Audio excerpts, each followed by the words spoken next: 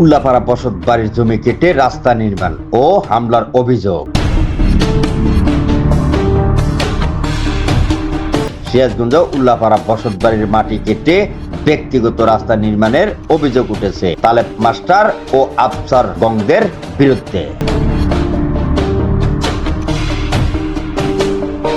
অভিযোগ সূত্রে জানা যায়, গত রবিবার ভোরে উপজেলা বোরহর ইউনিয়নের সরাইতল পূর্বপাড়া এলাকায় আলমগীর হোসেন টুটুর বসত বাড়ির মাটি ও জোর করে কেটে রাস্তা করার সময় ভুক্তভোগী পরিবারের সদস্যরা বাধা দিলে তাদের উপর দেশীয় অস্ত্র নিয়ে আঘাত করেন এবং ভিডিও করতে গেলেও মোবাইল কেড়ে নিয়ে ভেঙে ফেলা হয়।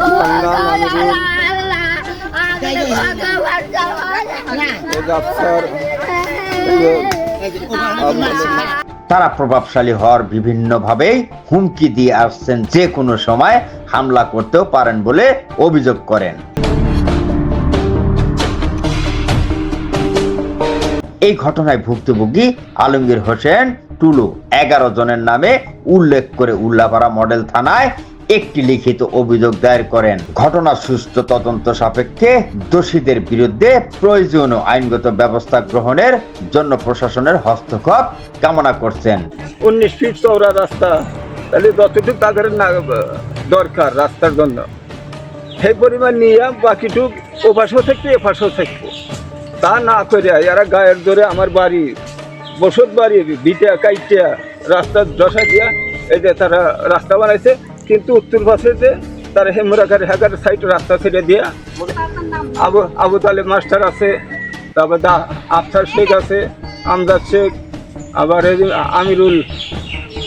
আমিন শেখ, আবার আব্দুল মান্নান প্রামাণিক জোর করে কেটেছে। আমরা আমার বাধা দিবেন আছি, আমার বড় ভাই গলা চিবিতে ধরে মানে তো ফেরে আলা ছিল, গালগুল করে ফেলেছে গলা দিয়া, আমাকেও ফেলা দিছিল।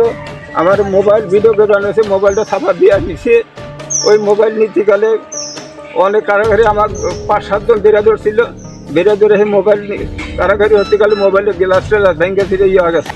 এই বিষয়ে উল্লাপাড়া মডেল থানার ভারপ্রাপ্ত কর্মকর্তা ওসি মুক্তাজ্জামান বলেন, অভিযোগটি তদন্ত করে প্রয়োজনীয় আইনগত ব্যবস্থা গ্রহণ করা হবে। ডেস্ক নিউজ, কুমিল্লা ক্রাইম বার্তা।